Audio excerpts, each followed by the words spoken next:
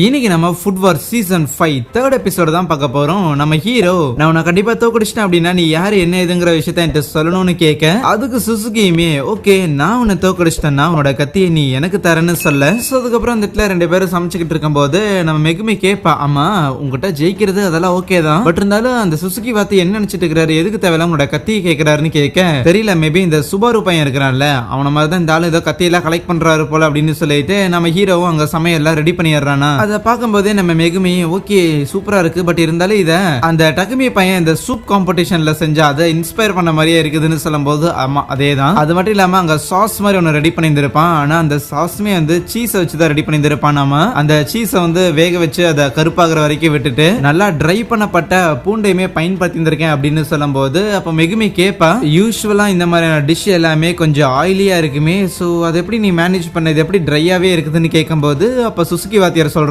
நம்ம ஹீரோ வந்து deep fry cooking அப்படின்னு சொல்லி ஒன்னு பண்ணியிருக்கான். நம்ம என்னன்னா முதல்ல கடாயில எண்ணெயை ஊத்தி எண்ணெயை ஃபுல்லா சூடு பண்ணதுக்கு அப்புறம் ஒன்னும் அவன் அந்த போர்க்க உள்ள போடல, முதல்ல எண்ணெயை போட்டுட்டான், போர்க்கையும் போட்டுட்டான், அதுக்கப்புறம் தான் வந்து அதை சூடு பண்ணவே ஆரம்பிச்சிருக்கான். இதை தான் வந்து டீப் ஃப்ரை குக்கிங் அப்படின்னு சொல்லுவாங்களாமா. இந்த காரணத்துக்காக தான் இப்ப அந்த ஃபுட் வந்து ஆயிலியாவோ கிரீசியாவோ இல்லாம இருக்கு. ஹீரோட சாப்பாடு ரொம்ப நல்லா இருக்குது அப்படின்னு மெகுமி சொல்லிட்டு இருக்கும் போது சரி சரியா உன்னோடது எங்கன்னு கேட்க, இரியா ரெடி ஆயிட்டே இருக்குமான அண்ட் ஃபைனலா அவனும் எடுத்து வைக்கிறான். பார்த்தா நம்ம ஹீரோ செஞ்ச மாதிரி தான் அவனும் பண்ணியிருக்கான். என்னடா என்னோட சாப்பாடை காப்பி பண்ணிட்டு இருக்கிறியா, அந்த சுபாரு பண்ற மாதிரி ட்ரேசிங் பண்றியாடான்னு கேட்கும்போது என்னது ட்ரேசிங், அதெல்லாம் இல்ல இது அதுக்கும் மேலன்னு சொல்லுவான். கூடவே பயங்கர கான்பிடண்டா நீயும் நானும் ஒரே டிஷ் பண்ணியிருக்கோம் அப்படிங்கிறங்காட்டி நான் ஒன்னும் உன்னோட ஃபுட்டை காப்பி எல்லாம் பண்ணல, ஏன்னா நீ பண்ணதோட இது எவ்வளவோ பெட்டரான ஒரு ஃபுட்டுடான்னு சொல்லுவானா. எனக்கு அவ்வளவு டவுட் இருக்கு அப்படின்னா நீ ஏன் டேஸ்ட் பண்ணி பாருங்க போது நம்ம ஹீரோவும் சாப்பிட்றான். மிகவும் ஒரு அருமையான உணவு. ஸோ அதுல எக்ஸ்ட்ராவா மேல ஒரு ஒயிட் சாஸ் மாதிரி ஒன்று ஆட் பண்ணி இருப்பான். அதை அந்த பிங்க் மண்டையை வந்து அடிக்கடி பயன்படுத்தும் அப்படின்னு ஹீரோ கொஞ்சம் ரியலைஸ் ஆகும் போது அதை கெஸ் பண்ண அந்த சுசுகியுமே ஆமா அந்த பிங்க் மண்டையை கண்டிப்பா உனக்கு சொல்லி கொடுத்துருப்பான், நான் நீ அதை பயன்படுத்தி இருக்க மாட்டேன், ஆனா நான் அதை யூஸ் பண்ணேன். அது மட்டும் இல்லாம நீ முடிஞ்ச அளவுக்கு இந்த ஒரு போர்க் கட்லெட்டை லைட்டா மேக் பண்ணணும், அதிகமா ஆயிலியா இருந்துடக்கூடாது அப்படிங்கிற கான்சியஸா இருந்த, பட் நான் ஃப்ரை பண்ணணும்னு நினைச்சேன். ஸோ ஃப்ரை பண்றதுதான் முக்கியம், அந்த டிஷ்ஷோட டேஸ்ட்டை மட்டும் தான் நான் எலிவேட் பண்ணணும்னு நினைச்சேன், அதனாலதான் உன்னை விட இது ஒரு சுப்பீரியரான ஒரு டிஷ் அப்படின்னு சொல்லுவானா. அது ரொம்பவுமே நல்லா இருக்கு அப்படிங்கறத நம்ம ஹீரோவால மறுக்க முடியல. அந்த இடத்துல அவனோட தோல்வியை ஒத்துக்க ஓகே ஃபைன் கிளியரா இந்த இடத்துல யாரு வின்னர்னு தெரிஞ்சிருச்சு, அதனால உன்னோட கத்தியை நான் எடுத்துக்கிறேன் அப்படின்னு சொல்லிட்டு அப்படியே பாக்குறான். என்ன இது இவ்வளவு மொக்கையா இருக்குது, பிராக்டிகலா பார்த்தா இதை நான் யூஸ் பண்ண ஆரம்பிச்சேன்னா இது ஒரு டவுன் கிரேடா தான் இருக்கும், நான் இதுக்கு முன்னாடி ஜெயிச்ச கத்தியே நல்லா தான் இருக்குதுன்னு சொல்லுவானா. சோ அந்த கத்தியை பார்த்துட்டு ஏய் இது இது வேற ஒருத்தரோடதாச்சு, இது எங்க அப்பாவோடதாச்சுன்னு சொல்ல, ஆமா அவங்க அப்பாவோட தான், ஆனா அது எப்படி உங்ககிட்ட இருக்குது, எப்படி நீ ஆட்டை போட்டியாலாம் கேட்டேன். நான் எங்கட ஆட்டை போட போறேன், உன்னை எப்படி இப்போ தோக்கடிச்சனோ அதே மாதிரி தான் ஒரு குக்கிங் ஷோ டவுன்ல உங்க அப்பாவையும் நான் தோக்கடிச்சேன். அப்புறம் என் பேரு சுசுகி அப்படிங்கிறது வெறும் பேப்பர் லெவல் தான், ஆக்சுவலி என் பேர் வந்து அசாகி அசாகி சைபா அப்படின்னு சொல்லிட்டு போவானா. அண்ட் சைபா அப்படிங்கிறது நம்ம ஹீரோவோட அப்பா இருக்கிறார்ல, சோ அவரோட செகண்ட் நேம். ஆனா அந்த நேம் நீ பயன்படுத்துறீன்னா நீ என்ன ஹீரோவோட அப்பாவோட பையனா அப்படிங்கிற மாதிரி ஒரு கேள்வி வர, நம்ம ஹீரோ போயிட்டு திருப்பி என் கூட இன்னொரு மேட்சுக்கு வாடா அப்படின்னு சொல்லி கூப்பிடுவானா. சோ அவங்க அப்பா கத்தியை பார்த்தோன்னே காண்டாயிட்டான் போல, ஆனா முடியாது அப்படின்னு சொல்லிட்டு நேரா எரினா வெளியில வந்து மயக்கம் போட்டு விழுந்திருப்பா. சோ அவங்க பேசுறதெல்லாம் கேட்டுட்டு அப்படியே அவளை தூக்கிட்டு வந்துகிட்டு இருக்க, எரினா கண் விழிக்கும் போது அப்புறம் எரினா நாங்க ரெண்டு பேரும் பேசிட்டு இருக்கிறத நீ கேட்டிருப்பேன்னு நினைக்கிறேன், அவனும் ஜோக் பண்ணல, உண்மையாலுமே நீ எனக்கு வேணும், உன்னை நான் வந்து மேரேஜ் பண்ணிக்க போறேன்னு சொல்லுவானா. சோ அதுக்கப்புறம் இந்த விஷயத்தை பத்தி நம்ம எரினா பார்த்தா இந்த இசாகோ பொண்ணு கிட்ட பேசிக்கிட்டு இருக்கும் போது கரெக்டா நம்ம மொட்டை இருக்கிறான்ல அவன் கால் பண்ணிட்டு அகாடமில அசாகி சைபா அப்படின்னு சொல்லி புதுசா ஒரு வாத்தியார் வந்திருப்பான்ல அவனை பத்தி சில மேட்டர் சொல்லுங்கும் போது இன்னொரு பக்கம் மெகுமியுமே நம்ம டக்குமி கிட்ட எல்லாம் போயிட்டு அவன் இந்த சுசுகி வாத்தியார் இருக்கிறாருல ஒரு பேர் ஏதோ அசாகின்லாம் சொல்லிட்டு இருந்தாங்கலாம் பேசிக்கிட்டு இருக்கேன். அதுவே நம்ம ஹீரோ இருக்கிறான்ல, சோ வந்து சும்மா ஏதோ லீவ் போல அதனால கடைக்கு வந்திருப்பான், சும்மா கடையை ஓபன் பண்ணி வைக்கலான்னு. அப்ப நம்ம ஹீரோ வந்து கையில் அடிக்கடி ஒரு துண்டு மாதிரி ஒன்று கட்டி இருந்திருப்பான்ல,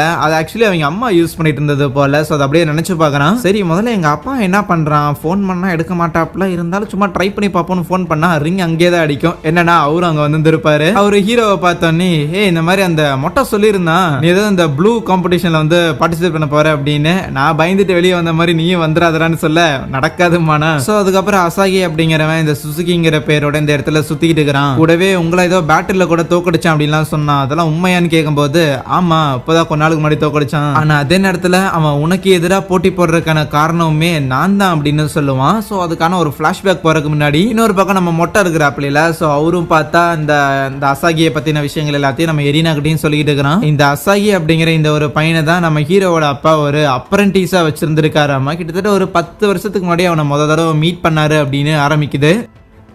ஆக்சுவலி நம்ம ஹீரோவோட அப்பா அவங்களோட ஃப்ரெண்டு ஒருத்தர் வந்து ஒரு ஆர்ஃபனேஜ் ஒன்று வச்சிருந்துருப்பாராமா. ஸோ அங்கே சும்மா வந்து ஏதோ சமைக்கிறதுக்காக ஹெல்ப் கூப்பிட்டுருந்துருக்காங்க. சரின்னு அங்கே சமைக்கிறதுக்காக போகும்போது அங்கே தான் அந்த ஆர்ஃபனேஜில் தான் அந்த அசாகி பையனை மீட் பண்ணியிருந்திருப்பான். உங்கள் சமையல் நல்லா இருக்குன்னு சொல்லிட்டு அந்த அசாகி பையன் அப்படியே கிச்சன்லாம் வந்து ஹெல்ப் பண்ண ஆரம்பிச்சிருந்திருப்பான். ஸோ அதுக்கப்புறம் நம்ம ஹீரோவோட அப்பாவுக்கும் இந்த அகாடமியில் படிக்கும்போது இந்த ஹாஸ்டல் பசங்கள்லாம் கூடயே சுற்றி இருந்திருப்பாங்கல்ல. ஸோ அவங்களுக்கு எப்படி சொல்லித்தரமோ அதே ஒரு ஃபீல் வந்தாங்காட்டி அந்த அசாகி பையனுக்கும் வந்து எப்படி ஒரு குக்கா இருக்குன்னு ஒரு பெஸ்ட்டான சமையல்லாம் பண்ணணும் அப்படிங்கிற மாதிரி சொல்லிட்டு நிறைய சொல்லி கொடுத்துருப்பாரு. ஏன்னா இவர் எப்பவுமே அமெரிக்கால இல்ல எப்பயாவது போனார் அப்படின்னா அதெல்லாம் சொல்லி கொடுப்பாரு. ஸோ அதுக்கப்புறம் கம்ப்ளீட்டா வந்து அவனை மீட் பண்றதே வந்து ஸ்டாப் பண்ணிட்டாராமா. ஏன்னு பார்த்தா அது சில பர்சனல் ரீசன்ஸ் சொல்லும் போது நம்ம ஹீரோ ஒருவேளை அதான் இருக்கும் அப்படின்னு அவங்க அம்மாவை யோசிச்சு பார்க்கறான். இவ்வளவு வருஷம் கழிச்சு ரீசெண்டா பார்த்தா திருப்பி அவரோட சேலஞ்ச் பண்ணியிருந்திருக்கான். ஸோ அந்த ஒரு சேலஞ்சில் அவரை தோக்கடிச்சு அவரோட கத்தியுமே வந்து எடுத்திருந்திருக்கான். பட் இருந்தாலும் இதை சொல்லிட்டு கலாய்ப்பாரு, நல்ல வேலை நீயும் தோத்துட்ட, இல்லனா நான் மட்டும் தான் அவங்ககிட்ட தோத்துட்டேன் அப்படின்னு சொல்லிட்டு ஒரு அசிங்கமா போயிருந்திருக்கேன் அப்படின்னு ஹீரோட்ட ஃபன் பண்ணிட்டு அன்னைக்கு நான் அவனை அப்படியே விட்டுட்டு வந்துட்டான்ல.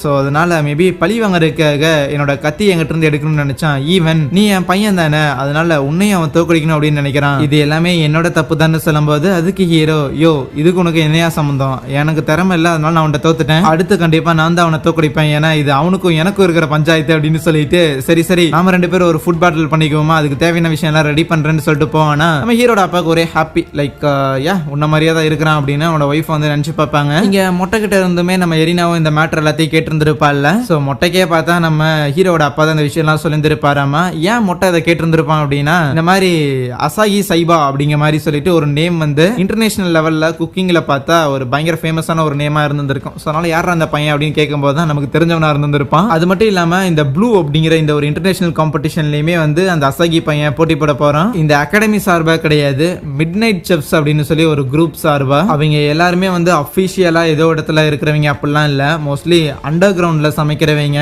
இல்லீகலான டின்னர் பார்ட்டிஸ்லாம் நடக்கும்ல அந்த மாதிரி இடங்கள்ல சமைக்கிற ஆளுங்க. ஆனா எதுக்கு அண்டர் கிரவுண்ட் செஃப் எல்லாத்தையுமே இந்த ப்ளூ அப்படிங்கிற காம்படிஷனுக்கு இன்வைட் பண்ணியிருக்காங்கன்னு பார்த்தா அந்த WGO அப்படின்னு சொல்லி ஒரு ஆர்கனைசேஷனை பத்தி பேசிட்டு இருந்திருப்பாங்கல்ல. சோ போன சீசன்ல அவங்க தான் பார்த்தா இந்த ப்ளூ அப்படிங்கிற இந்த ஒரு காம்படிஷனே அரேஞ்ச் பண்றது. மற்ற வருஷம் மாதிரி எல்லாம் கிடையாம இந்த வருஷம் பார்த்தா லைக் எவன் எப்படி இருந்தாலும் பரவாயில்ல, அவனுக்கு திறமை இருக்கு அப்படின்னா உள்ள தூக்கி போடு, மத்தவங்க கூட போட்டி போட்டு பார்க்கட்டும் அப்படின்னு சொல்லி தான் யாரா இருந்தாலுமே சரின்னு சொல்லி அவங்க போட்டிக்குள்ள எடுத்துருக்காங்க. சோ அந்த மிட் நைட் செஃப்ஸ் அப்படிங்கிறவங்க பயங்கர ஸ்ட்ராங்கான ஆளுங்க. பட் அதுல ட்விஸ்ட் என்ன அப்படின்னா இந்த அசாகிங்கிறவன் தான் அந்த மிட் நைட் செஃப்ஸோட கரண்ட் ஹெட்டா இருக்கிறான். சோ அதனால தான் நம்ம ஹீரோ அப்பாவோட அவன் திறமசாலியாவும் இருக்கிறான். சோ அதெல்லாம் கேட்டு முடிச்சதுக்கு அப்புறம் அந்த மிட் நைட் செஃப்ஸ் பத்தி கொஞ்சம் விசாரி அப்படின்னு நம்ம இசாகோ பண்ண அங்கிருந்து அனுப்பேன். அப்ப அந்த மிட் நைட் செஃப்ஸ் எல்லாம் அந்த இடத்துக்கு வந்துருவானுங்க. சோ அது நம்ம அசாகியா தான் இருக்கும். என்ன பாப்பா உங்ககிட்ட நான் ஒரு நார்மலான ஒரு ப்ரொபோசல் வச்சேன், என்ன மேரேஜ் பண்ணிக்கன்னு, அதுக்கு நீ ஏத்துக்க மாட்டே அப்படின்னா நம்ம வேணா ஒரு ஃபுட் பேட்டில் ஒன்று வச்சுக்கலாமா அப்படின்னு சொல்லிட்டு அவன் சமைச்ச ஒரு சாப்பாடை சும்மா அங்க ஓபன் பண்ணுவானா. சோ அந்த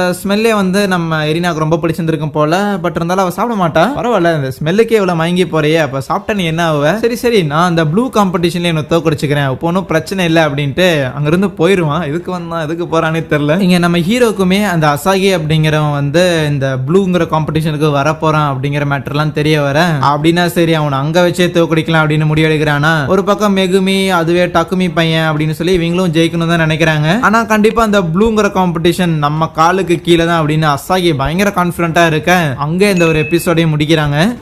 சரியா, தேங்க்யூ.